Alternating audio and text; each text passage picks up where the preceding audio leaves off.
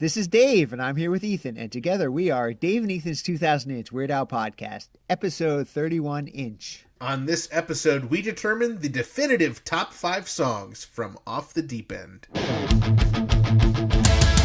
It's Dave and Ethan's 2000-inch Weird Al podcast. It's a podcast about Weird Al. It's Dave and Ethan's 2000-inch Weird Al podcast. Seriously, the whole podcast is about Weird Al. Dave and Ethan's 2000-inch Weird Al podcast. You don't have to listen, but we're glad you are. Dave and Ethan's 2000-inch Weird Al podcast.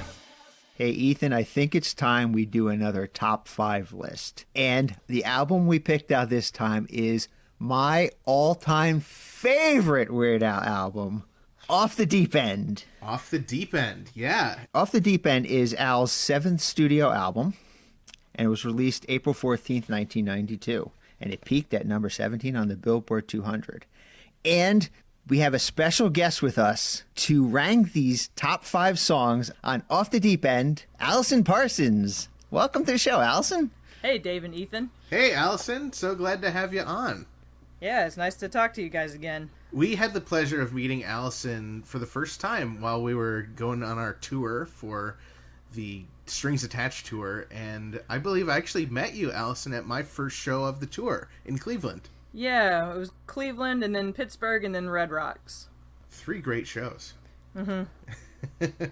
As soon as we met you, we realized you were not an ordinary Weird Al fan. You are a super fan. Yeah. I don't know at what point you become a super fan, but I'm pretty sure I'm there. Yeah, no, you're there. Well, I mean, you told us you went to 51 concerts. I think that puts you in the super fan category. Yeah. It's more than me. I haven't seen 51 of anything else combined. Like, most of the stuff I do is Weird Al. As it should be. Yeah. Now, how did you get into Weird Al? I'm curious. I was 10 years old, and I wasn't really into music or anything. I had a friend she would watch MTV all the time, and I just kind of rolled my eyes at her like, what are you watching? And she calls me up one day, and she was like, hey, Allison, you got to turn your TV on MTV right now. And I was like, oh, I don't want to watch that stuff. And she's like, no, there's this guy on there, and his name is Weird Al, and he's taking people's music, and he's changing the words, and he's making it funny. And I was like, well, that actually sounds really hilarious. I'll check that out. And I turned on the TV, and I guess it must have been like Al TV or something, like whenever Bad Hair Day came out, because that was the new album at the time. Turned on the TV, and the music video for Headline News was playing, and that whole wiener thing just really got my 10-year-old sense of humor. Yeah. So it was it. Like that was it. From then on, it was just nuts about Weird Al. I had my mom go buy me Bad Hair Day the next day, and I was listening to that. And by the time I got to the second song, I was like, oh my God, he's even more awesome than I thought he was. And, yeah. So from then on, it was just, and he had so much stuff out already by that time that it was all, like, I was just obsessed with like going to the record store and trying to find a Weird Al CD that I don't have and talk my mom into buying it for me. That's so yeah, amazing. It's been a long time. 1996. How long after that did you go to your first show? The first show I went to was in 2000. I went to one of the Running with Scissors shows. That was my first tour too, and I was 10 at that tour. I was about to turn 15. Okay. It was like the week of my 15th birthday. Oh, that's cool. Yeah. Oh, that's cool, yeah. And then 50 shows later, here you are. Yeah. 51? Oh, yeah, 50. Yeah, you're true. Okay. Yeah. Yeah, 50 plus 1 is 51. Very good, Ethan. What was really awesome is, Allison, as you said, we saw you at the Red Rock show, and not only, you were like front row, I believe.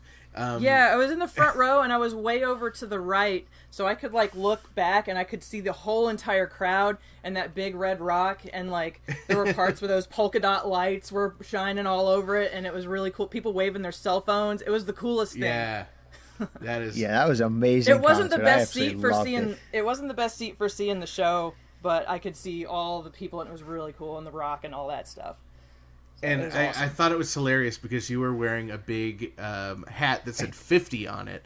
And because it, of course, was your 50th Weird Al concert, but people the whole night thought you were 50 years old. Yeah, people kept telling me happy birthday. I had to wear that thing in the airport because I had to fly out there, and I didn't want it to get crushed in my luggage. Right. So I wore it. I wore it in the airport, and people were being like really weird to me, like friendly and joking around, and I didn't put it together until I was getting on the plane, and I was like, oh, people think I'm 50. People think this is my birthday. For those of you at home who don't know Allison, she doesn't look 50. No, I was like, you look really good for a 50-year-old. Yeah, I do. Oh, it's amazing. So Dave, you already kind of gave us the spoiler that this is your favorite album. Yeah. And I will give a spoiler that when I first started collecting albums, my very fledgling Weird Al fandom, Off the Deep End was the last album I actually attained before I was caught up at that time. So I almost had the least amount of time with Off the Deep End compared to some of the other classic albums. You know what? Same here. Like, that was the last one I purchased. I had a tape, though, because I had... like, me and my friends, we would buy different CDs, and we would, like, trade them so we could listen to everything. Because when you're 10, it's hard to get your parents to, shell out the money for, right. 9 or 10 CDs all at once. But me and my friends, we would get different ones, and we'd trade them around and, tape them or whatever. So I had just, like, this crappy recorded tape of Off the Deep End for the longest time, and that was the last one I was finally like, I need to buy that. You're right. So I did finally buy it. That's funny.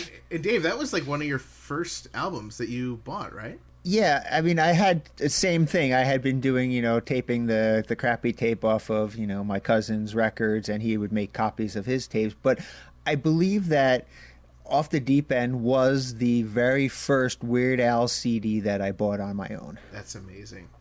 Yeah. Off the Deep End was my first exposure to Weird Al. I didn't know it at the time because I was probably 6 years old when it came out. And I think I must have been at Walmart or something, and I saw a CD at the store, and I was like, oh, that looks an awful lot like my sister's CD, but instead of it being a baby, it's a full-grown man going after a donut. But I didn't know anything, and then, years later, whenever I get into Weird Al and I start looking for all these CDs, I saw that, and I was like, oh my god, I've seen this before. It was a premonition. Yeah, well, like when you're 6 years old, like the image of a naked man swimming after a donut kind of sticks. So I remembered it when I saw it again. That's amazing. Well, should we dive in? Yeah, so for our listeners who may not be familiar with this process, I'll try to sum it up really quickly. Ethan, myself, and Allison are going to go through and give our top 5 songs on Off the Deep End. We're going to start at number 5 and work our way down. By the end, we will each have our list of 5 songs, and then we will pool that list together, and the 3 of us will come up with a ultimate top 5 list for Off the Deep End. The definitive list, and nobody is allowed to argue because we are 3 super fans, and what we say goes. Yes, that is the rule. And Frank is not allowed to weigh in. I'm looking at you, Frank. Nobody cares about Frank's opinion. He holds the remote control, but that's it. That's it. Yeah, so a couple more points I just want to bring up about Off the Deep End, and I'll let you guys chime in too if you have any thoughts that you want to give. But it's actually one of Al's most popular albums. It was certified platinum. And it was nominated for a Grammy Award in 1993, Best Comedy Recording. And this was also Al's first album that he produced all by himself on his own. His previous 6 albums were produced by Rick Derringer, of course. Right. So I kind of think of this album personally as kind of like, I think of Al's career in almost like 4 different chunks. Like there's the pre-career, the Dr. Demento days. Then there's kind of the, Eat It career where Eat It kind of kicked him off and made him be more of like a household name. And then there is this Off the Deep End, which kind of was a resurgence after, he had done his movie, and he kind of reinvented himself with this Off the Deep End. He kind of took over the reins, became the producer. And then, he kind of have the new look, the Running with Scissors and Beyond, where he finally ditched his glasses and mustache. So I kind of think of this as album personally as like the start of one of the eras of Weird Al. It's like a rebirth of sorts. Yeah. Not that he ever went away, right? But he always seems to. They always seem that in the news, when you listen, he comes out with a new album, they would always be like, "Oh, well, Al's back," and I'm like, "Well, he never went away," but okay, but they seem to like to say that. So this one kind of relaunched his career because it did have, such a great following and everything. Yeah. Without spoiling what song that was. Yeah, what songs are on this album? I don't even know. Yeah, we will go through them. Yeah. Let's kick it off. Who's going to go first, Dave? Let's let our guest go first. Allison, what is your number 5? Well, I'm going to let you know that there's a big asterisk on this list because it was really hard because all these songs are so good. Like there's not a skippable song on this whole thing. You listen to the whole thing, you don't have to skip anything. Well, welcome to the nightmare that Ethan and I have to go through every time we got to do this top 5 list. Is we have to narrow down all the songs on the album, and they're all fantastic, and we have to try to rank them in order. And I spend hours like just agonizing over is my ranking good? Is my ranking good? So welcome. And I would also say number 5, it's the hardest one to name, I think, because it's versus all the other songs. Like the first 4, you're like, yeah, these are on here, but then number 5, that's the coveted spot for the remaining songs. So I agree. I had the most trouble coming up with my number 5. Yeah, and I made my list a while ago, and then today I was re-listening, and then I was like, oh no, I don't think I feel the same way today as I did. So they're all really kind of interchangeable, I think. So, but anyway, my number 5 was, might be a little unpopular for a top 5, but Airline Amy. I love Airline Amy. Airline Amy? It's an underrated stalker song of the 30 or 40 that he has. Right. And I love the upright locked position joke.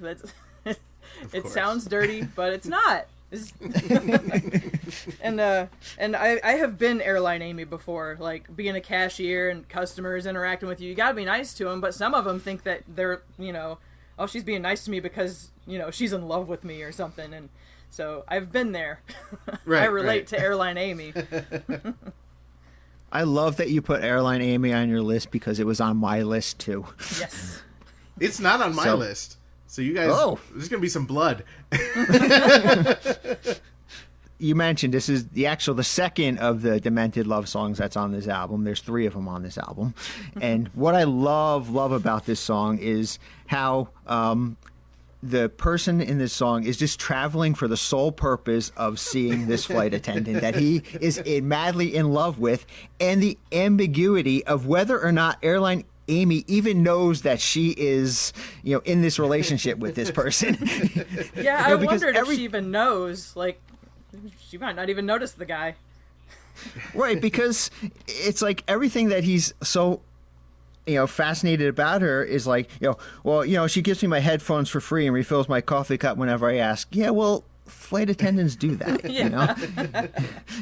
she always, points out the exits to me. Well, yeah, the flight attendants do that, And then I do love how he gets really kind of, you pointed out this too, he gets kind of creepy in a couple parts, where he's like, yeah, she looks really hot when she's wearing that oxygen mask, and then of course, the line you pointed out about, I gotta get you in an upright locked position, which is one of my favorite underrated Al lyrics ever. Yeah, and I love the way that part of the song sounds musically.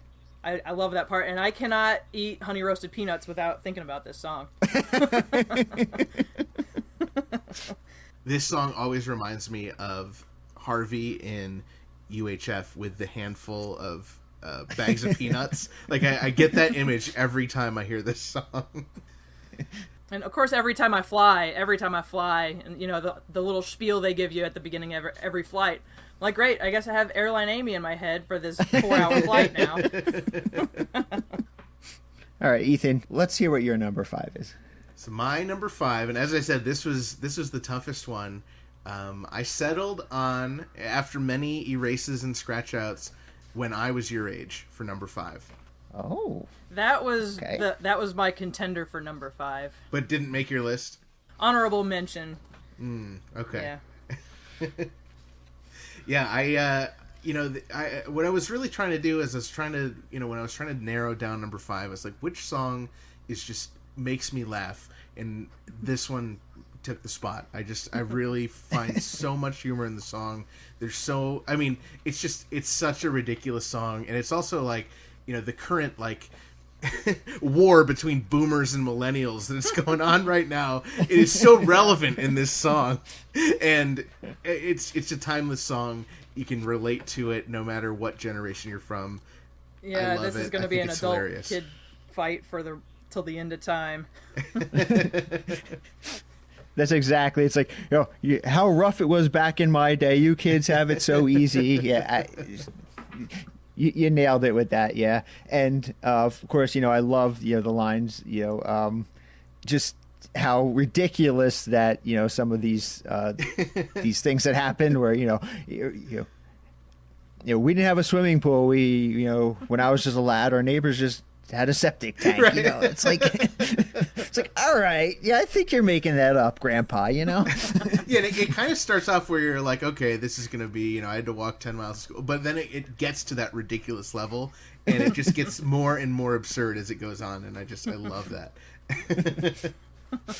Try to picture 73 people in a cardboard box. Right. Crowded. And then the classic lines like dinner was a chunk of dirt, but we were really good. We didn't get dessert. Yeah. It's like, I wonder what was the dessert dessert? All right, well, Dave, what is your number 5? My number 5 song is another Al original, "You Don't Love Me Anymore." Ah, That's a good one. You Don't Love It's on Me my Anymore. list. It's on my list too. That is, I love that song. It's one of the few originals that has a video prior to Apocalypse, and I think it's a great song. I like how it's like a whole 40 seconds and it sounds like a normal song before it starts getting weird.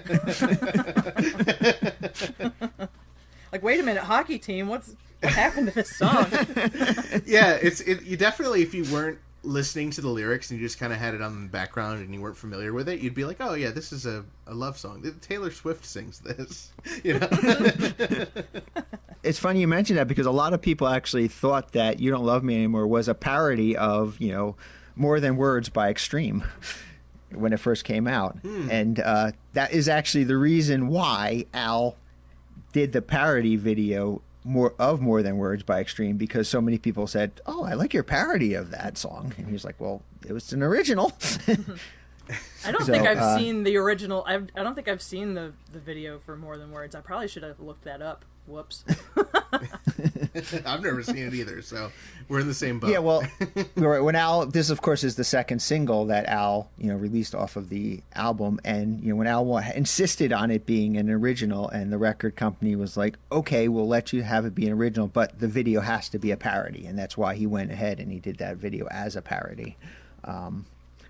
I do love the just the premise of the song, that this person, again, this is one of those demented love songs, the third one on the album, that his love interest has like fallen out of love with him and is repeatedly just trying to like kill him, how much this person hates him. And then he's like, hasn't caught on. He's like, oblivious to what's going on. And then finally, like, he's starting to catch on as the song's going on, like, well, maybe something's wrong here. I got a funny feeling about this. But he keeps coming back, and he's just, like, totally oblivious to what's going on. And I thought it was a great song. And this is also a song that I know we're sticking to the album, but this song was also... And I just heard this for the first time today. I actually have the single for it, but I had no way to play it. There's a dance mix of this song that was released in the Philippines as a 12-inch single. So out there for the collectors, you got to track that down. I've never heard that before. I need to hear that. I think I have it, but I've never listened to it either. So that's a good one to check out. And I wanted to say, I thought you were going to say this, because we don't mention, we're not ranking these based on live performances, but when it comes to "You Don't Love Me Anymore," it's hard to beat the live version of this. The theatrics, of course, spoiler alert, he smashes the guitar at the end. It's just, I mean, that for the strings attached tour, I was looking forward to that every other night. I mean, I think that's a valid point, though. If that influences your enjoyability of the song, you should absolutely include it as a reason why. How many of us have pieces of broken guitar in our collections? I do. Well, I do. I have a smashed one. I got my first smashed one this tour, and Nice. It's a prized possession. I love it so much. Yeah, I don't have a whole smashed guitar. I just have like one piece. It's like the little. There's like a brace in the back of it to like, I guess, make it stable and hold it together, and it's like a stick. You wouldn't know it was part of a guitar. It just looks like a jagged stick. But I had Weird Al write his name on it. But you know it's part of the guitar, Right. and that's the important part. Well, maybe if you plant it, it will grow into a full guitar. I never even thought about that. I'm going to have to try that. So let me give my number 4 because we've already discussed it. My number 4 was Airline Amy. Okay. Nice. Yeah, I mean, I'm surprised that both of you had Airline Amy on the list. I feel like Airline Amy of this one is the Girls Just Want to Have Lunch of Dare to Be Stupid. It's the surprising contender that showed up. Well, I think Alice and I are going to fight hard for that one to be on the top 5. Yeah. Oh, well, we'll see. We'll see. I'll go ahead. My number 4 is a new one. It is Trigger Happy. It's on my list, too. Oh, it's on my list as well. Well, Why is it on your list, Ethan? it's a great song. I mean, it's hard to... You don't really have to argue for this song too much, I don't think, because it really is just... It's so funny. You know, the satire in the song is rich. The jokes are rich. I mean, and this is also a song that once I hear it, it's stuck in my head all day, and that's an important thing for me when I'm coming up with these top 5s. Is like, is this song going to be stuck in my head? Yeah, I guess it will be. So, I mean, I love it. You know, again, some of these songs having relevance almost 30 years later are ridiculous. How timely Al is for all time. And of course, with the arguments nowadays with the guns. And I think it's important to point out that on the Ill-Advised Vanity tour, Al was planning to do Trigger Happy. I don't know if that was ever officially announced, but we've heard the rumors that it was planned and then never played due to the current events. And I would argue that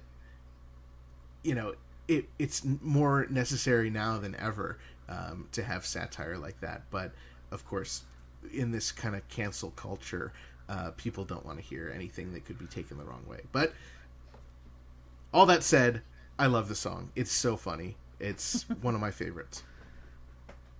Yeah, I know Jim Kimo West confirmed it, and I don't remember if Bermuda said it on the air or not, but Bermuda confirmed it as well, that it was planned to be on the Vanity tour. And I think that is the one song that I wish that I actually did get to hear. And I agree with you that I hope at some point, the current culture allows us to hear this song performed live one day. Yeah, definitely. This song is like, for me, I agree with all your points. It hits the whole gun control debate dead on. I have a lot of respect for people who have, guns and treat them properly. And I know a lot of responsible gun owners out there, but Trigger Happy, challenges that idea of gun ownership, showing how much damage that an idiot with a gun can do, Yeah, I mean, really, if you think about everything that's going on in this song, the gun owner is basically responsible, for shooting his dad, his cat, More than once. Shot his dad more than once. Well, the kitty cat's so full of lead. Right. He's just an accident prone. He gets all liquored up and just shoots at anything that moves. He's totally irresponsible. It's really it's a great. I agree. It's just a happy, upbeat song, and of course, I love that it was put to the surf music Right. of the Beach Boys and I Jan love and the Beach Dean. Boys It's music. just, yeah. Yeah. And So great. one time I rented Top Secret because I read that Weird Al liked that movie, and I was like, well, I gotta see that. Rented it, watched it, and the opening scene is a surfing song about shooting stuff, and I was like, well, this is just trigger happy. So I guess that's where trigger happy must have been inspired by that. Yeah, I was wondering, because that song I think is called Skeet Shooting, Yeah. and it's in the Top Secret. And I was wondering if Al, because I did hear that as well, that Top Secret is one of Al's favorite all-time movies. I gotta think that he was influenced by that a little bit.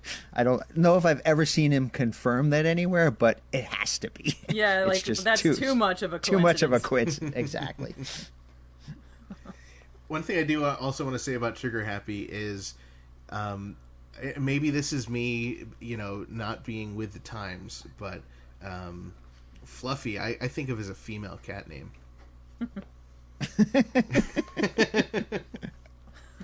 Oh yeah, I he is a don't boy know. cat, I guess. Yeah. So One of the things I I think is funny is the drug crazed Nazi again. Like, how often do you think there's drug crazed Nazis in your house? You messed it up last much. time. Why would it be a Nazi this time? And I gotta be ready in case the commies attack us tonight, because that happens all the time. especially in 1992. Exactly. All right, Allison, what is your number 4? I'm not gonna go with the thing I wrote down. I'm gonna switch it up because like I said, I listened to it today and I was like, I don't feel the same today. I don't know. I'm gonna go with "I Was Only Kidding." It's I don't know. It's one of my favorite love songs, and I love how it starts with the choir, and it's like, nice soft, lovely music, and then the choir comes in with the punchline, "I was only kidding." That's the funniest moment, and then it just turns into a totally different thing, like loud screaming guitars, drums, and there's that part in the middle with all the, it's kind of like Happy Birthday with all the screaming and gunfire and animal sounds. And it's like, he must have been keeping this gag up for many years. Like, he's proposed to this woman, talking about settling down and all this stuff, and then, I was just joking. I wonder, this is the second time on this album that a woman has tried to kill him. He's like, why don't you put down that gun? Wonder what was going on in Al's personal life at this time, huh? Right. But yeah, this lady's, trying to shoot him, and then the one in "You Don't Love Me Anymore" was, put down that knife. She was going to stab him.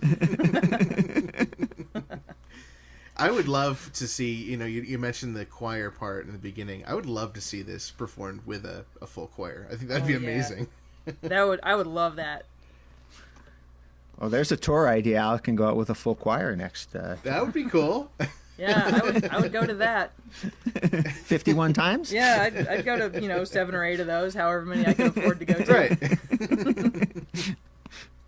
Yeah, so I did not have this song on my list, but I do like this song as well. I do want to throw in a little bit. I think you touched on a lot of my points already, but I did want to give a shout out to those animal wacky sound effects, the barnyard animals. And I just love that.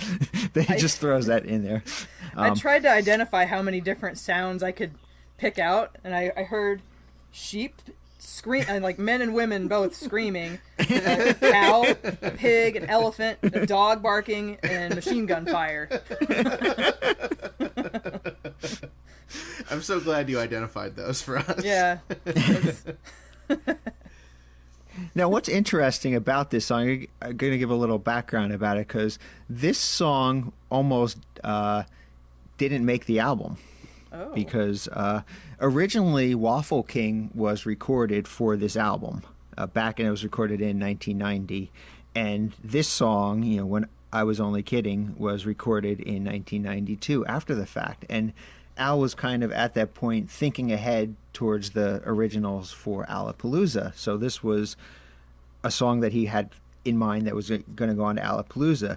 But the one line in it that forced him to put it on off the deep end and bump Waffle King was that the line, "I really love you, not," which Al was afraid would be, outdated, because that was very popular at the time due to a movie called Wayne's World. Right.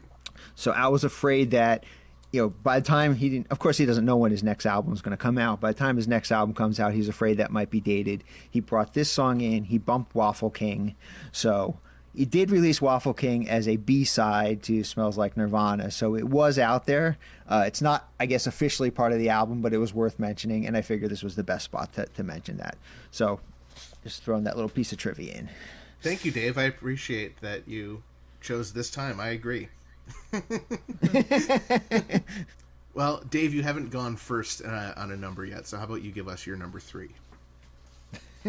Well, this is going to be anticlimactic because my number 3 is Trigger Happy. Hey! Well, it's is this so far it's on my list and your list, but Allison hasn't mentioned it yet. Allison, is it your number 3, Trigger Happy? No. It's farther up my list. Okay, so what is your number 3? My number 3 is... I'm sorry, Dave. It Smells Like Nirvana.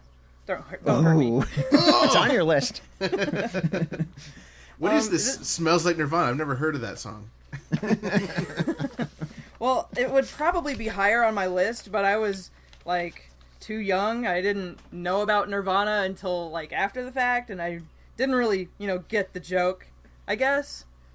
Because I just didn't know. So I think if I'd known that song beforehand... This is one of my favorite music videos, though. I love, the dummy bodies that get thrown and people's arms getting ripped. It's so funny. It's got probably one of the best music videos, I think. Yeah. And, there's a guy on fire and the people playing basketball. The janitor with the donut and the mop water. This one's a lot of fun to sing along when you hear Smells Like Teen Spirit on the radio, because the one verse that starts with I forget the next verse, that all lines up with Al's version super well. It's just really fun to sing along with the original song. And of course the fact that it, brought back Al's career after the whole UHF being a flop and all that stuff. Yeah, I would say I enjoy this song. Dave, is this a song that you enjoy? Well, I was going to say, I thought we were friends, Allison. We are, I'm sorry. Yeah, so I have a lot to say about this song. Anybody who's been a listener to Dave Neathan's 2000-inch Weird Al podcast has a good idea where this song might be on my list. So, yeah, of course, this Special is mention. Yeah. This we might get to at some point. It's a good concert song, too, because he throws that cup and he splashes everybody. And I've been trying to get that cup for 20 years, and I have not done it yet. Well, keep sitting in the front row, and you have a good chance. Yeah. You'd think I would get one by now, but I've not been lucky enough yet. Of course, this is the parody of the mega hit by Nirvana, Smells Like Teen Spirit. And I think Al kind of really lucked into this song because originally he was planning on doing a Michael Jackson parody. So he was waiting for the Michael Jackson album to come out. The song that came out that Michael was promoting was Black or White. And Al had an idea for that song called Snack All Night. And when he went to Michael about it, Michael was like, I think this song is just... the parody might kind of damage the song's meaning, so I would prefer you don't do it. You can have any other song on the album and do that. And I was like, okay, I think I'm going to move on. His second idea was a parody of Live and Let Die, which was the Guns N' Roses cover that was out of the cover of the song by Wings, which was written by Paul McCartney. And the song idea that Al came up with was Chicken Pot Pie. He went to Paul, and Paul was like, yeah, I'm a vegetarian, and I don't like the idea of this song promoting you people eating meat, so I'm going to have to say no. So Al was like, okay. So when Nirvana came along, he realized they had this unique sound, and he's like, I think that's going to be a parody. He just had a hard time getting in touch with Nirvana to get the permission. So this is where that famous story comes in, where his friend Victoria Jackson was on Saturday Night Live the same day that Nirvana was the musical guest. he called her up and said, I need to talk to Kurt Cobain. So he's like, okay, I'll put him on. They talked, and Kurt said, oh, yeah, I'm a fan. Is this song going to be about food? Because, obviously a lot of Al's songs were about food. And he's like, no, it's going to be how no one can understand your lyrics. And he's like, okay, yeah, that's cool. So this is how that song almost, again, another song that almost didn't make the album. If Michael had said, sure, go ahead, we might not have Smells Like Nirvana. So I want to thank Michael for turning that down, and Paul McCartney for turning that down. But yeah, so this one more thing about Kurt Cobain. I don't want to get too much into Kurt Cobain. This isn't a Kurt Cobain podcast. But Kurt Cobain, in his journals, did say that Weird Al Yankovic is America's modern pop rock genius. So Kurt was a big fan. Yes. And this is when he knew he made it. Yeah, exactly right. This is Kurt Cobain is also quoted as saying, "I finally knew I made it when I saw the Smells Like Nirvana video." So. Have you ever encountered a person who is mad that Weird Al did that song? That he ruined that song. He ruined Smells Like. No, like Kurt he was into it. It's good. Like, don't be mad. It's all in good fun. Yeah, I remember my neighbor when I was a kid, one day randomly, she's like, I have a bone to pick with you. I'm like, okay. She's like, I'm not happy that Weird Al made fun of Nirvana. It's like, you're going to be mad at me about that? It's not making fun. Right. I mean, kinda, but it's not it's not mean-spirited. No. It's an homage. It's not teen-spirited either. Yeah. Smells like mean spirit. Yeah, what's really cool about this video that you touched on a little bit, Allison, was that it was shot on the same sound stage that the Smells Like Teen Spirit video was shot on, and he used a lot of the same extras, including the cheerleaders and the janitor too. I think that helped actually in the video. The soundstage is just like blank walls, right? So it could have been shot anywhere, but the fact that they actually went to the same soundstage that the video was shot at, I thought that gave the video a certain feeling that kind of showed in the actual video itself. Right. And another little fun piece of trivia I learned while I was doing some research on this song is that the part where Al mumbles the lyrics, "Bargle Nordles Aus," yeah, right? Yeah. Well, how he recorded that in the studio is he stuffed his mouth full of cookies, basically these off-brand Hawaiian Fig Newtons. That's amazing. So he didn't have marbles in his mouth, as you might believe. He had off-brand Fig Newtons. He had off-brand Fig Newtons. Well, hey, one more piece of trivia about the video is, of course, something that Al himself didn't know until later on, is Tony Hawk is one of the extras in the video. So funny. All right, well, you guys ready for my number 3? Sure. Dave, you're short? You ready? Oh, yeah. Ready? Let's do it. Make sure everyone's ready. Frank's got his thumb up. My number 3 is The White Stuff. Oh, that one's not on my list. Yeah, interesting, because that one's not on my list either. I guess there's going to be a showdown.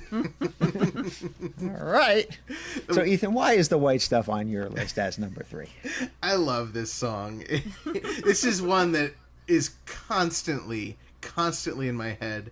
I don't even know if I've ever listened to the original song. This song is just so catchy, and it's hilarious, and again, Al being ahead of the time, since this came out, now they have those giant stuff Oreos where it's like you get 4 in the whole package. It's all just cream.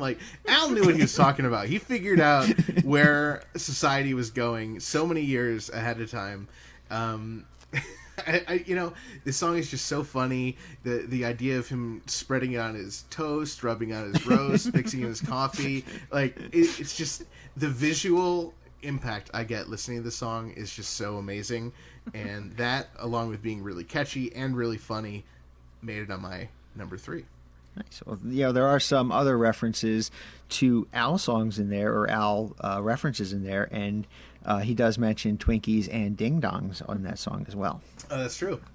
Of course, the Twinkie Wiener Sandwich and the Ding Dong from the Fat video. Ding Dong, yo. Now, this song, Ethan, was a parody of You Got It, The Right Stuff by New Kids on the Block. And New Kids on the Block were a boy band that were like really popular in the 90s. Boy bands were like all the rage in the 90s. So it's actually appropriate that Al did a parody of a boy band song. And as you mentioned, these people do obsess, or the person in the song does obsess over the filling inside of an Oreo, the same way you and I obsess over Weird Al. That's right. We rub Weird Al on our roast and mix it in our coffee. And I would say another thing that affects my love of White Stuff is the fact that the CD single is so sought after and so rare because it was never actually distributed and only a handful actually exist. Having that in my collection and enjoying the song, it all goes together and it makes it even more exciting of a song to me. Yeah, this song along with I Can't Watch This were originally intended to be singles. They actually, Ethan, as you said, the singles were printed up and it just were never sent out to the radio stations, and they ended up getting, believe it or not, just thrown away. And Al and Bermuda were picked through the garbage and pulled out the CDs, and that's why they exist today, because of Al and Bermuda's foresight to save a few of them. So you're right. This is probably one of the rarest items that in any collection that you could have, those two CDs, just because there only are a limited amount that exist, and most of them are still in the hands of Al and Bermuda. Yeah, and the fact that if you have it in your collection and Al or Bermuda touched it in the garbage, it's exciting. And just a point, I do want to thank Bermuda, because he did give a few of them to the Weird Al Star Fund to auction off to help us raise the $40,000. That was really tempting to pick up another one. So Ethan, you said you said you hadn't heard the original song. I hadn't heard it either until I looked it up just because I hadn't heard it, and I was listening to everything for this little podcast segment. The original song is like 6 words long. It's the same 6 words over and over again. It is. So, and Weird Al changes it up every verse. So Weird Al's song is objectively better than the original. And it's literally better. No, I've never sat down and closed my eyes and listened to the original, but I've heard the original, on the radio and that kind of stuff. But yeah, it's not one that I would seek out unless it was to add to my Weird Al knowledge. Yeah, I was doing research and I was like, why was this popular? 6 words. Because it was a boy band. That's why it was popular. It was New Kids on the Block. Anything they did was popular. All right, so I guess we're on to number 2. Number 2. Allison, why don't you give us? My number 2 is You Don't Love Me Anymore. Excellent choice. Excellent choice. Talked about that already. I will also say I have that anything else to say about it, huh? I will also say my number 2 is You Don't Love Me Anymore. Oh, nice. Wow. So you guys are in sync on that one. We are twinsies on the number 2sies.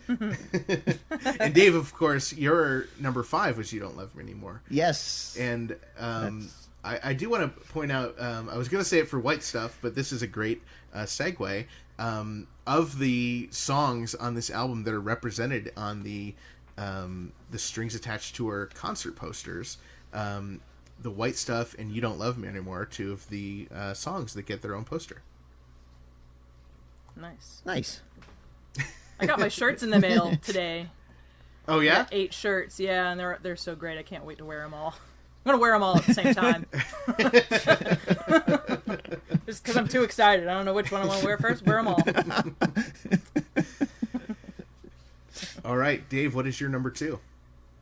All right, I know your thoughts about these kind of songs, Ethan, but Polka Your Eyes Out is Wow. my number 2. That was almost my number 5. That's another one. That's one of my favorite polkas. Yeah. And Dave, as you're alluding, of course, to restate my stance is, I love the polkas, but I will always pick a Weird Al lyric original before I pick Weird Al music original. So I do love Polka Your Eyes Out. It might be one of my favorite polkas out there. It's certainly my favorite title of a polka, but it did not make my top 5. Yeah, I'm gonna fight hard for this one, so be prepared. Because this one to me is, I mean, a little spoiler alert when we do our polka, top 5 list. This is going to be my number 1 polka because I absolutely love this polka. I can't get enough of it. It's the songs that he chose were popular songs that were popular from 1990 to 1992, right? And this was the time where I was first kind of exploring music on my own. I was in 1992. I had graduated high school. I know some people start exploring music a little bit earlier. I didn't. I was still, okay, music is just my parents' music or whatever I hear on the radio. At this point, I had, a car. I was free to to research this music on my own. I listened to a lot of these songs, and some of them were pretty bad. There were some really bad ones, but there were some really good ones in there too. Like Love Shack, Losing My Religion, Enter Sandman, and then the silly ones, the Humpty Dance, and Ice Ice Baby, But they were all like represented in this song. I thought the order he put these songs in the polka was perfect. I love the yodeling in it, and my favorite all-time favorite thing is that in the middle of the song there is just a call to a drum solo. I love that. I love that when I saw this, because the first tour I saw was the Off the Deep End tour in 1992, and when I saw this song, they had performed this song. They actually, when he called to Bermuda and he did the drum solo in the middle of the song, I just thought it was fabulous. One of my favorite moments of that concert. Did he do the drum solo like he does it today, where it's just like one little and that's it? No, he was true to the song when he did the drum solo. Okay. But it's great that there is just in the middle of the song he just calls out for a drum solo. I love that. And to give this some credit, this was actually the first polka of multiple artists since 1986 on Polka Party. Because if you think about it, Even Worse didn't have a polka. UHF did have a polka, but it was all, it was the Hot Rocks polka. It was Rolling Stone songs. So this is like the first time in 6 years that he had actually put out like a multi, artist polka. So this was like just these polkas coming back, and he's coming back strong. And this is also the only polka to be on a cheesy compilation album. I mean, like the single albums, not the box sets, that kind of stuff. So it's on Greatest Hits Volume 2. This was the first polka that I didn't understand what the polkas were. Like I said, I didn't really listen to music or anything, and I got Bad Hair Day, and I heard the alternative polka, and I'm like, well, it sounds cool, but what are these words? I don't know what they are. I didn't get it, and I probably got a few albums after that, and these sound cool, but I don't know what this is. And one day I was on a car ride and I heard Enter Sandman on the radio, and I was like, wait a minute, that sounds like that one part. And then there was another song that played that was also from that same I was like, oh, that's what the polkas are. They're just like all these songs put together. Oh, okay, I get it. But it took me way too long to figure that out. It's funny that you mentioned that, because the first time that I played this song to my cousin Jason is I played him the song, and he, how it starts off with the song. It doesn't really start off sounding like a polka. It starts off with Cradle of Love, and he immediately goes, "Oh, this is a parody of Cradle of Love," and I'm like, "Nope, just wait." Nope. And then he's like, "Oh, okay, it's the polka. That's even better." All right, well, we're down to the top number ones, and Dave, I think you should go first. Well, you're never going to guess this. But my number one song is the 10 Minutes of Silence. Me too! I can't believe that we're on the same page with that, Dave. Yeah. Yeah, I mean, what is there to say about the 10 Minutes of Silence? It's something that is so, it's rudimentary. Everyone experiences silence in their life, and to get to experience it on an album is just, it's out of this world. It gives you some time to reflect on your life, get a little meditation going, calm down a bit. Maybe you can go to sleep to it.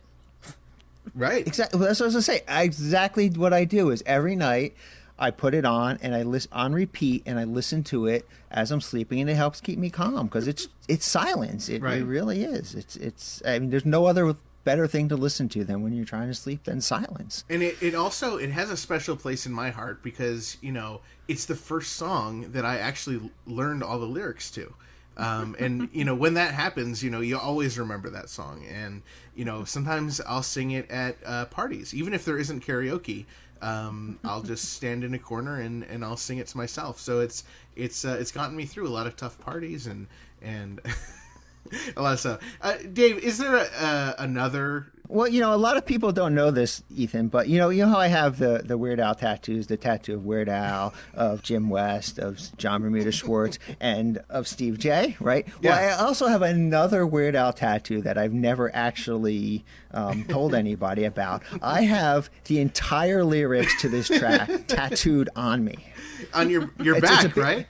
It's my back piece. It's my back piece. It's a full size back piece. I mean, it took me a while to decide on what I wanted to do for my back piece, but I said, you know what, this song means so much to me, I have to have the lyrics tattooed on. Wasn't it weird the very first time you heard this song, you already knew the lyrics? I've never had that happen before. This is so weird.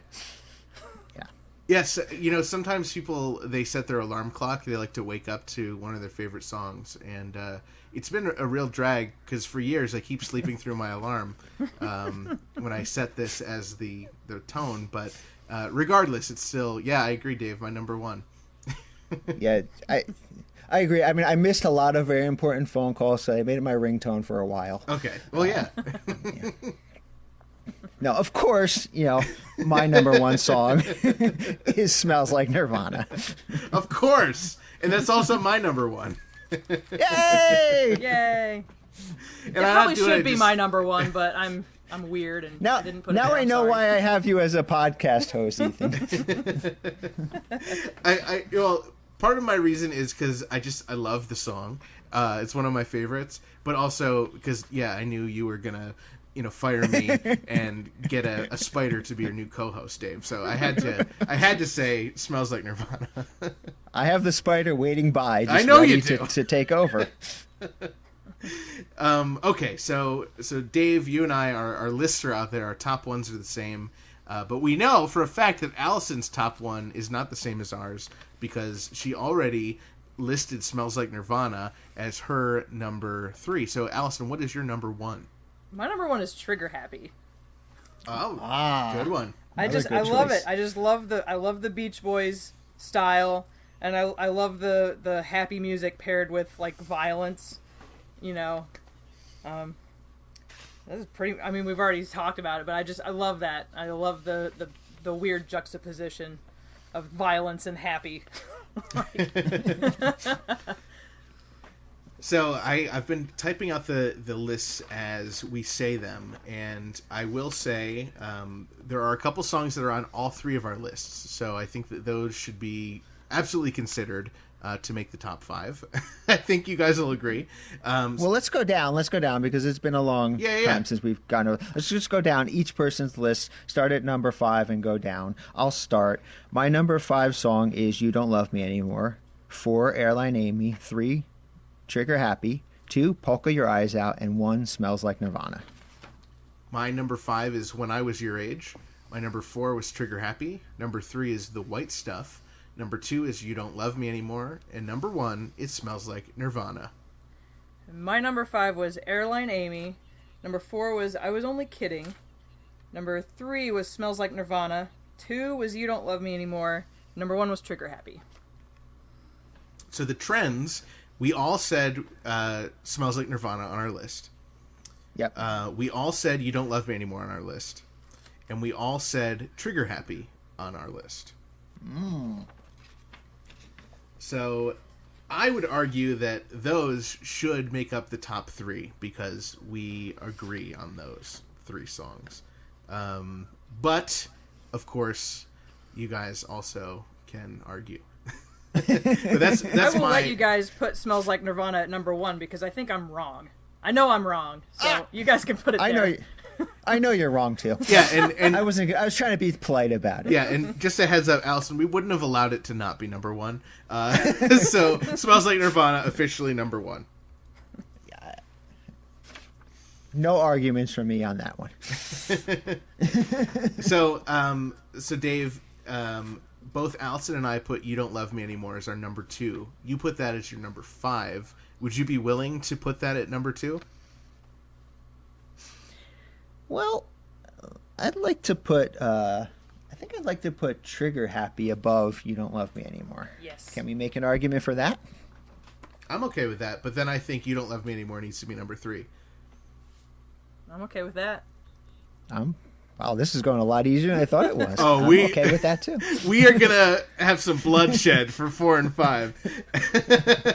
All right, so I think we are. Just to recap, Smells Like Nirvana is our official Dave and Ethan's 2000-inch Weird Al podcast number 1 song on Off the Deep End. Number 2 is Trigger Happy. And number 3 is You Don't Love Me Anymore. And now the fists are going to come out. Now the fun begins. Okay, so the other 2 songs I have on my top 5 that are not currently on our official list are The White Stuff and When I Was Your Age. And I don't think either of you had those on your list. No, but When I Was Your Age was close. I was listening to When I Was Your Age and Airline Amy like back to back over and over again. Was having a rough time deciding. But I guess I was in an Airline Amy mood, so I didn't go with When I Was Your Age. Yeah, and I also had Airline Amy on my list as number 4 as well. So I think that is 2 votes for Airline Amy to be on the list. And what other ones did whether you... it's number 4 or not, I'm not sure yet, but I think we should seriously consider putting Airline Amy on the list somewhere. So Dave, and your number 2 was Polka Your Eyes Out. Polka Your Eyes Out. And again, I love that polka, and I like the polkas a lot too, but out of all the polkas, I mean, that one to me stands out like far above all the others. It's just, I will listen to that polka at any time. It's just, it puts me in such a good mood, and I love the song choices in it. I love the little interactions in it, like I said, the drum solo, the yodeling, and just I love the word to your mother. Yes. How he takes these ridiculous songs and he somehow managed to make them even more ridiculous. The Humpty Dance. It's like, it's just ridiculous. So, Allison, the one that you have on your list that Dave and I don't have on our list is I Was Only Kidding. I am outnumbered. I don't know. I just think it's hilarious. The way the punchline is delivered. Like the first time I heard it and I didn't know what was going to happen. And then when it happened, I was just in the floor laughing. It just struck me as, it's like a hilarious moment. I just love it. But we already have a love song in the list. So I would be willing to maybe not include that, but include When I Was Your Age. Because it's also very good. Or So Polka Your Eyes Out. That was another one that I was having a rough time. But the only reason I didn't put Polka Your Eyes Out was like basically the same reason Ethan wouldn't put a polka. Because it's like I'd rather go with a, Weird Al lyrics than, I love the polkas, but they're other people's lyrics. So I don't know. I'm torn in half about putting But then you could argue that you could argue that the opposite way for the parodies, that the music is somebody else's music, however the lyrics are Al's. So that's true. I don't know that stands up as an argument as to why a polka shouldn't be on the list. we could put a polka on the list. I was just saying that was basically my reasoning for like maybe I'll put one of these other songs instead of the polka. But I really do love that polka too. I think it's one of my favorites. I mean, I agree. I love the polka, but when I look at White Stuff for When I Was Your Age, I like those songs better. At the end of the day, those songs bring me more joy. So it's hard. I mean, it's hard for me to bump either of those off. I don't know how we're gonna do this, but We're gonna have to fight. We're gonna have to schedule a fight. So if we go just based on statistics here, Airline Amy is the only song that two of us have on our list. But then it comes down to, after that, there are 4 songs that we are individual on just one list. So I don't know how we're going to do this. Well, if I could say that on my list, Polka Your Eyes Out was a number 2. On Allison's list, I Was Only Kidding was a number 4. And on your list, The White Stuff was a number 3. So I would say that I ranked Polka Your Eyes Out higher than any of you ranked your other songs. But if we put Polka Your Eyes Out on the top 5, would you be willing to not have Airline Amy on the top 5? We could trade Airline Amy for When I Was Your Age, because I was, those are pretty close for me. If I can, I would be okay with Polka Your Eyes Out being number 4. Actually, no, I'm not. I don't want a polka to be number. I would be okay with When I Was Your Age being number 4, and then Polka Your Eyes Out being number 5. See, I would be okay with I think I would be okay with putting Airline Amy on the list. Yeah, it is hard to get these last 2 spots in. Yeah, I mean, like we all said, this is a great album, and really we're down to nitpicking to round out this top 5. I mean, those first 3 went real easy, but I don't see a clear 4 or 5. This is tough. Yeah, I just agonized over this whole album whenever I was trying to come up with this list. I was over and over and over again. I don't know what to do. And that was just me by myself. I didn't have 2 other people to argue with over it. See, I know we haven't talked about our honorable mentions yet unless they've come up, but for me, The White Stuff does not make my honorable mentions list, and 2 other parodies do. So, to me, The White Stuff is not one of... I love the song, but it's not one of the, top parodies on the album. Yeah, I think I feel the same way. I have a little trouble personally putting The White Stuff on a top 5 list, knowing that there are other songs out there that I would put in front of it. Well, then my horse that I'm going to back is when I Was Your Age. I'm running out of options here. I will just on Polka Your Eyes Out and Airline Amy. Neither of those were on my honorable mention, and I Was Only Kidding was not on my honorable mentions either. So take that. well, obviously 2 of them were on my list, but when I Was Your Age was not on my honorable mention list either. Man. Nor was I Was Only Kidding. We can get rid of I Was Only Kidding. Okay. We can? All right. Okay. I love it. That was easy. I love it, but we can get rid of it, I guess. Like, everything else on this album is good, so... Either way, I'm going to be upset that something isn't on there, Yeah.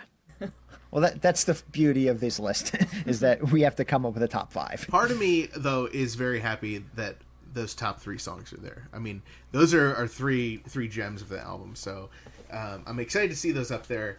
But, When I Was Your Age, it's a Weird Al original. It's one of those songs, like I said, it's still relevant to this day. It's sort of a timeless song. Because there's always going to be that fight between the old people and the young people. So, I don't know. I love that song. And I love that it's original Al lyrics. And original music. Would you be willing to put Airline Amy as number 4 and When I Was Your Age as number 5? But then you don't get Polka Your Eyes Out. Well, we all have to make some sacrifice, right? Otherwise, we're going to be here all night. I mean, I would be okay with Airline Amy. I don't know. I think Airline Amy should be number 5, and I think When I Was Your Age should be number 4. But Airline Amy was on both my list and Allison's list. Yeah, but when I was your age... Was not. When I was your age was on Allison's honorable mentions. Yeah, when I was your age and Airline Amy are almost a tie for me. So we could say they're both my number 5. So I don't know. I really liked When I Was Your Age. Well, we can't say that because your number 5 was Airline Amy. Well, I know. I'm just saying When I Was Your Age was real close. Oh boy, this is tough. Well, I think because Airline Amy did officially make the top 5 of 2 of our list, it should be the next one up on the list. How do you feel I'm about sacrificing that, a very important Polka Your Eyes Out for this one. There's a compromise that I'm willing to make. We're all sacrificing something today. I'm sacrificing. I was only kidding. Yeah, but I'm sacrificing the white stuff, and I'm sacrificing Airline Amy being in the 4th spot, which I'm not comfortable with. But you guys are comfortable with it, and I guess I have to be outvoted. I am okay with Airline Amy being number 4 and When I Was Your Age being number 5. That works for me. All right, I think we have it. All right, the definitive, no arguments allowed, even by our listeners. They have to accept that. Well, you saw how easy it was for us to put this list together. It should be just as easy for the listeners to see that we were absolutely correct in our list. I don't think we ever got as much negative, like, you guys are all wrong, as when we put out our first top 5. So I'm excited to see what people say. But drum roll, our official top 5 of the album Off the Deep End is number 1, Smells Like Nirvana, number 2, Trigger Happy, 3, You Don't Love Me Anymore, 4, Airline Amy, and 5, When I Was Your Age. That sounds good. Yay! I like that. All right, so we have that official. Now we need to talk about the songs that didn't make any of our lists. I had a few songs that made my honorable mentions list that we haven't touched upon yet. All right. I had mentioned that, earlier that 2 parodies had made my honorable mention list. One of them was, in no particular order, I Can't Watch This. Also made my honorable mentions. Yeah, that is the parody of You Can't Touch This by MC Hammer. And this was another one of those ones we touched upon earlier that was originally slated to be a single, and several promo singles were printed and then ended up in Bermuda's and Al's hands as rare collectible items. Yes. Super rare collectible items. I love a couple things about this song. Again, going back to the first concert I saw in 1992, Al performed this song. He was wearing MC Hammer pants. And if you know MC Hammer, you know what his pants look like. And Al's pants were exaggerated. It was almost as if, the crotch was down to his knees. So it was hysterical. And then I love the shout outs in the song because almost all, I guess all the commercials that were kind of referenced, when he does, Station Break It Down. Yeah. Were all like big commercials that were on at the time. And, they were all, and a lot of them are still iconic, commercials as well. Totally. I Fall and I Can't Get Up is always going to be funny, And then I love, there was a little, I don't know if this was intentional, but knowing Al and the time frame this was, I think it was. I didn't pick up on it till later, but in the song he has the lyrics, those Siskel and Ebert bums ought to go home and just sit on their thumbs. Well, remember this song came out in 1992 and UHF came out in 1989. Well, Siskel and Ebert did not give a favorable review of UHF. So this, I have a feeling that Al was able to work that in there and give that little jab to both Siskel and Ebert was more than a coincidence. I never thought about that before. I love it whenever Weird Al jabs at people, though. It's so funny. Well, Dave, now that you said that, I want to add that to our top 5. No, I'm just no, but it does add list is final. So much to the song. I love that part. Thank you for giving me that.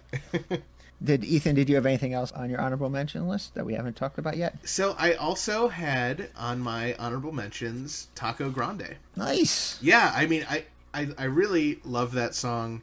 It's another one of those just silly songs. I love that Cheech is on it.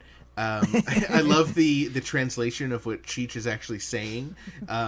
It's a funny song, and it's also just such an upbeat song. So I really do like Taco Grande.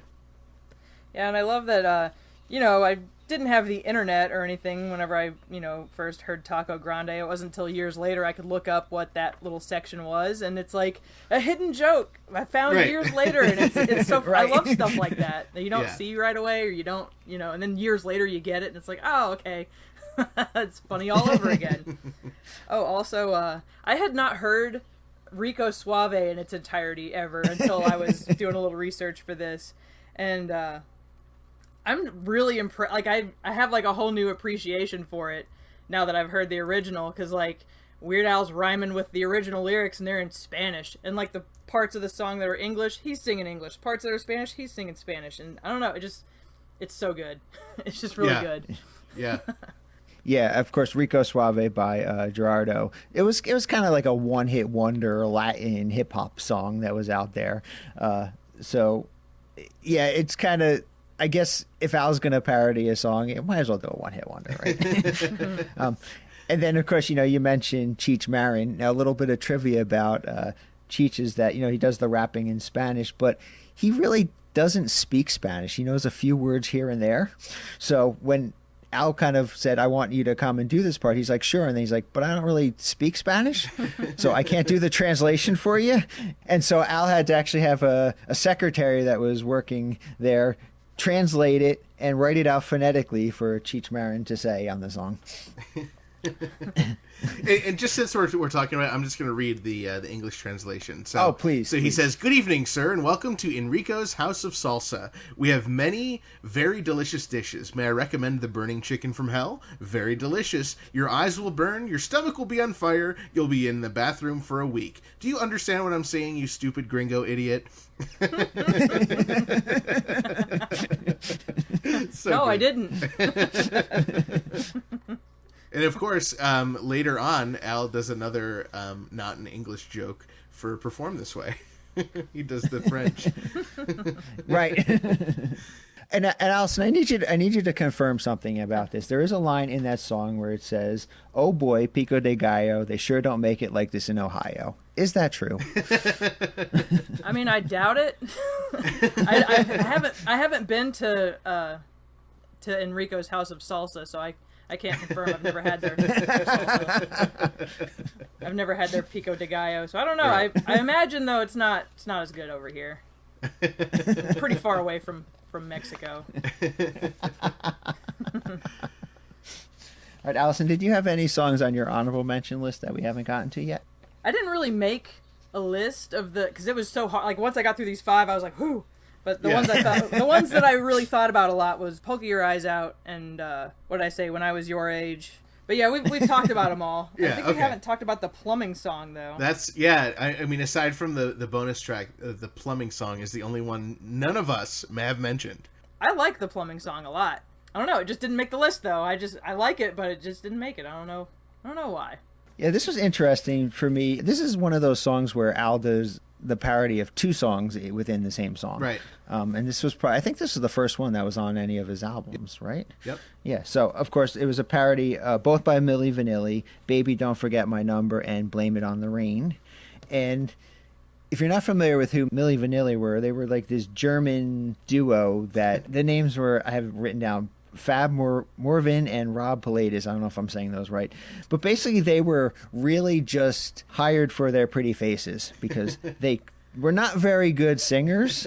And what happened is they found that out as they were recording the song. And so they basically had studio musicians come in and record the actual songs for them. And they kind of went out and they would lip sync these songs. Really, people didn't know it was happening until one day where they were out on stage and the track started skipping. Oh no. Boy, is my face red. Yeah, it was during a live performance of one of their songs called "Girl, You Know It's True." And I remember this like kind of blowing up. Like this video was out there. It was like some, which is weird in 1992, but some like, equivalent of like a cell phone video. They were shot from the audience, But of this of course happening. not a cell phone video. Right. I don't. Somebody had a video camera or something in the audience, and happened to catch this. And like, what happened was the track started skipping, and then Rob kind of panicked, and he just ran off the stage because he didn't know what to do. So it kind of was all over, MTV and everything, and they kind of got exposed. And at that point, it was just kind of like, the whole Milli Vanilli kind of fell apart.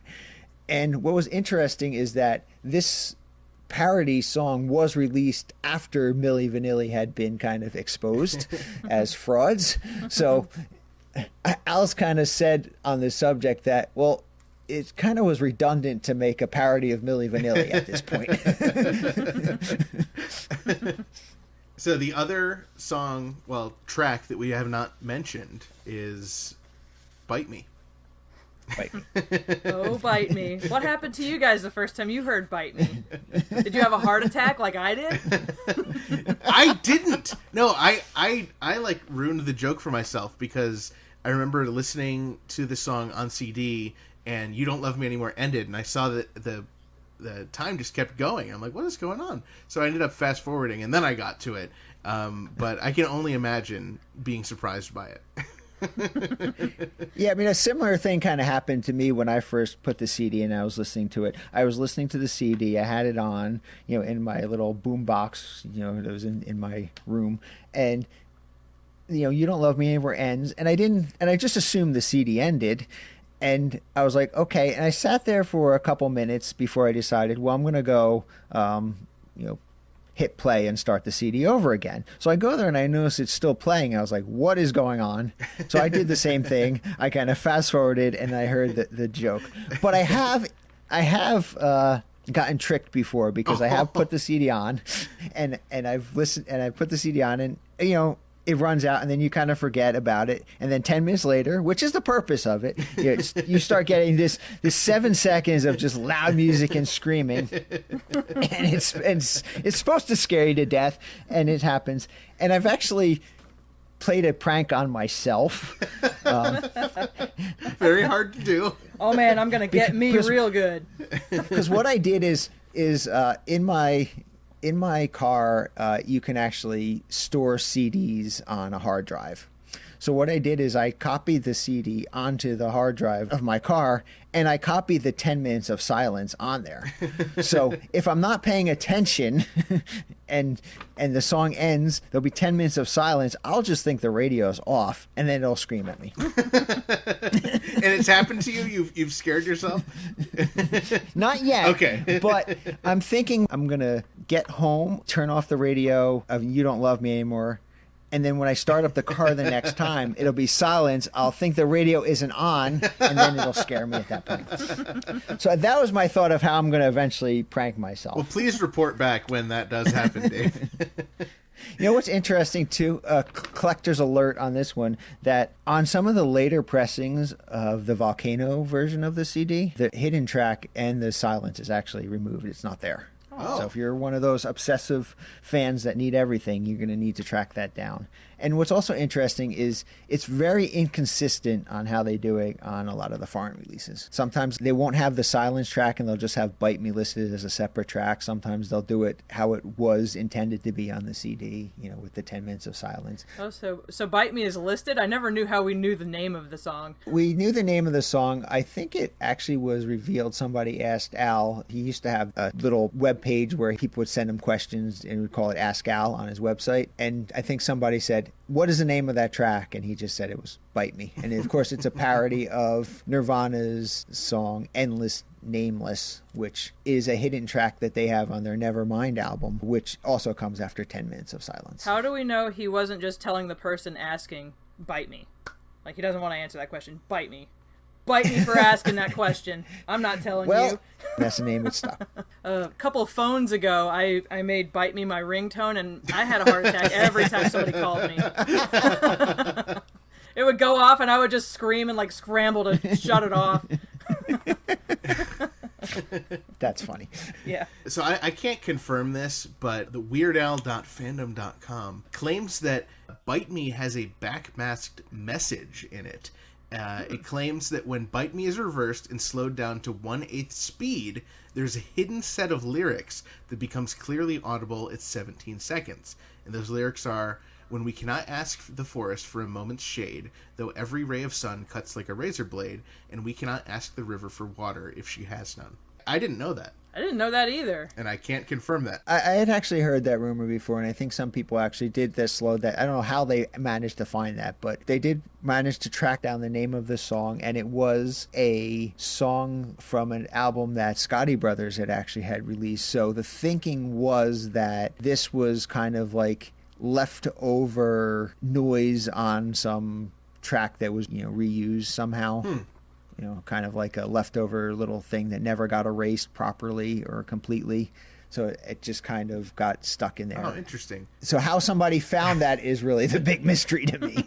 So this website says it was first discovered in 2004, and the song that it appears to be from is David Halliday's Tears of the Earth. So I want to hear that. I'm sure someone on YouTube has pulled that out. So I would definitely want to listen for that. Oh, and the other thing is a shorter version of Bite Me appears at the end of every episode of the Weird Al Show.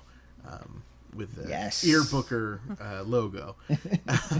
There was one other place I saw Bite Me. Didn't Weird Al release? There was like 1 million cameras surrounding him, and it was like him jumping up, and that played Bite Me, didn't it? Yep. I remember like there was a thing where he jumped up in the air, and it was like a still image of it, like the camera went around and around him because it was like he was surrounded by cameras, like the Matrix thing. Yeah, there's some award show that they were trying to have some new technology. Yeah.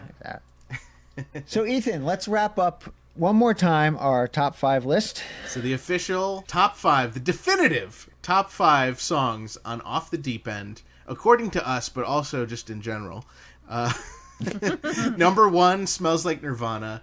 Number 2, Trigger Happy. Number 3, You Don't Love Me Anymore. Number 4, Airline Amy. And number 5, When I Was Your Age. I love it. Thank you so much for joining us, Allison. It was great to have you on. This was a lot of fun. You're welcome. Thanks for letting me come on your show. Of course. Thanks for being a great fan and listener of ours. Yeah. And for being a Weird Al super fan. We're so glad to connect with you and have you on for this episode. Boy, coming up with that top 5 for Off the Deep End sure made me hungry. You too?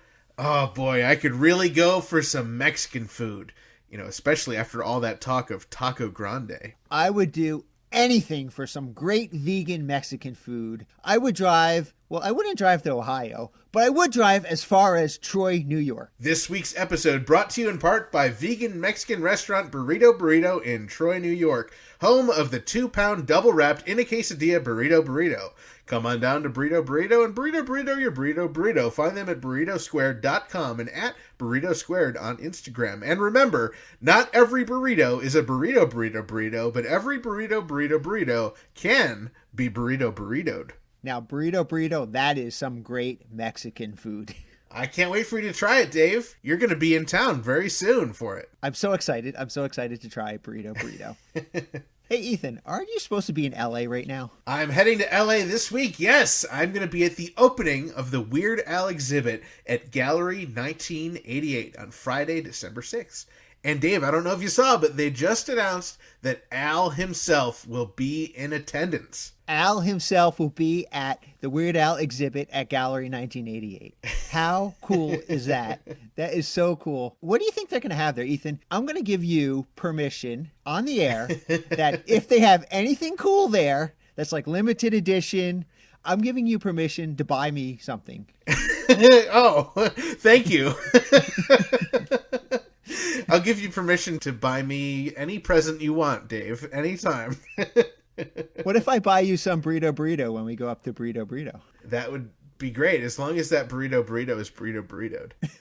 I am so excited. I mean, they did say that anything that doesn't sell on Friday will be listed online for sale on that Saturday. And Gallery 1988 is great. They are known for having a lot of prints of the things, and they do sell them online. But if I see something that's very limited, for sure I'm going to pick up one for you, Dave. Oh, thank you so much. And then on Saturday, December 7th, I'm going to get to see Jim Kimo West perform his holiday Slack Key show at Coffee Gallery in Altadena, California. Yeah, it's going to be cool. There's going to be hula dancers there. It's going to be really cool. I can't wait.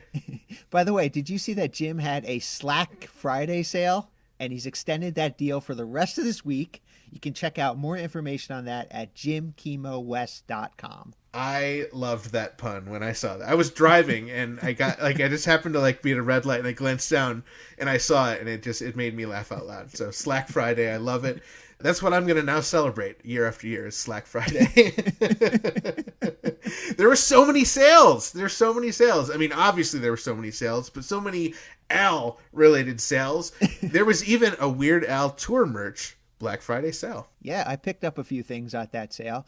And there was also a sale at Demented Punk. Did you see that as well? Yeah, I used that chance to pick up a few things that I've been missing for my collection. Oh my God, did you see the email that they sent out this week? I did. I seem to recognize someone in that email. Yeah, they featured your photo with that signed Fishhead single that you won, and it had a link to our podcast. I was so surprised to see that and thrilled to see it as well. That was so cool. You know what else I can't stop thinking of? Our upcoming live show with Jonah Ray. I am still blown away. I just cannot contain my excitement, Dave, and everyone who I talk to about the event just gets so excited. And I've already talked to a few of our friends and fans who already got their tickets, and the tickets are selling. I am so thrilled by that. I really think that our listeners should get theirs today if they're planning on attending. Anyone out of the loop, Dave, you and I, we're hosting a live screening of UHF with special guest Jonah Ray, of course, the host of Mystery Science Theater 3000. And so we're going to do a live interview with him, a live podcast, and then we are going to introduce a screening on the giant screen. And Dave, you've seen that screen at Proctor's in the GE Theater. It is nearly 2,000 inches. We're going to be watching UHF. I've measured it. It is 2,000 inches. Yeah, it's so close. It's so close. So Saturday, January 25th, it's in Schenectady, New York. And for tickets and all the information, you can head right over to uhf.2000inch.com. And I'm really thrilled that we get to interview Jonah Ray. I'm really thrilled that we get to do a live podcast. I'm really thrilled that we get to see UHF on a screen that's 2,000 inches big. But I'm also thrilled because we get to eat Twinkie Wiener sandwiches and drink Yankaritas. It's going to be so much fun. You have had this experience, as I have, seeing UHF on the big screen after it became, this cult phenomenon. And, Yep. Especially, and I think back to, during, I believe it was the Mandatory Fun Tour, where they would play the What's in the Box clip from the Right. Wheel of Fish, and the whole audience gets into it. They're like, the box, that kind of stuff. Getting that kind of crowd interaction for a giant screen with a bunch of Weird Al fans, there's just nothing beats it. Except if Jonah Ray's there. That beats it. Oh, for sure. The audience interaction when you see UHF with a crowd of Weird Al fans is just amazing. It's just all the right moments. The fans know what to do. Right. They get to drink from the fire hose. Everything is it's just so much fun to see UHF with an entire room full of Weird Al fans. And Jonah Ray. This is going to be so much fun. And then after our live podcast and screening, you and Jonah will be performing comedy. I'm so excited to see both of you perform. Me too. It is going to be such a fun-filled day and really the whole weekend because I'm doing shows with Jonah on Thursday and Friday before our screening. So it's just going to be so much fun. I cannot wait. We want to thank all of our listeners and especially those of you who subscribe. And if you like this podcast, please subscribe. It means a lot to us. And if you've listened this far in, you might as well subscribe. We're on iTunes, Google Play, iHeartRadio, Stitcher, Spotify, Atari 2600 cartridge, and anywhere you can stream podcasts. If you really, really like us, please consider supporting our podcast at patreon.com/2000inch. It's a great way to tell us thank you for all that free content that we've been providing to you every single week. And you know what, Ethan? We had so much fun sending out those stickers last month that we're going to extend that offer, and every new Patreon at the $5 and above tier in this next week will get a free sticker mailed to them from us. And you can check us out on Twitter, Instagram, Facebook, Patreon with the name at 2000inch and 2000inch.com.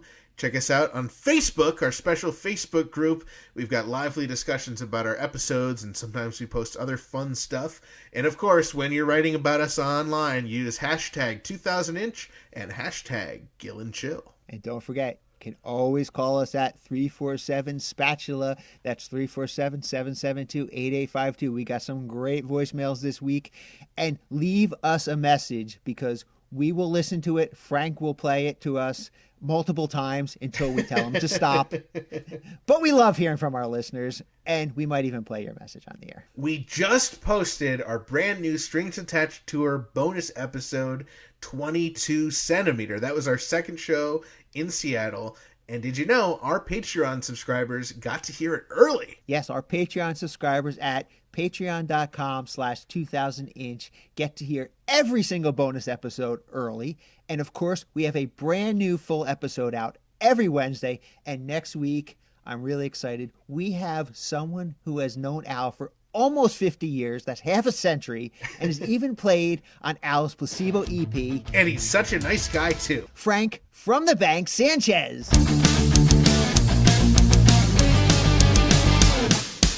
That was Dave and Ethan's 2000 Inch Weird Al podcast, episode 31 Inch.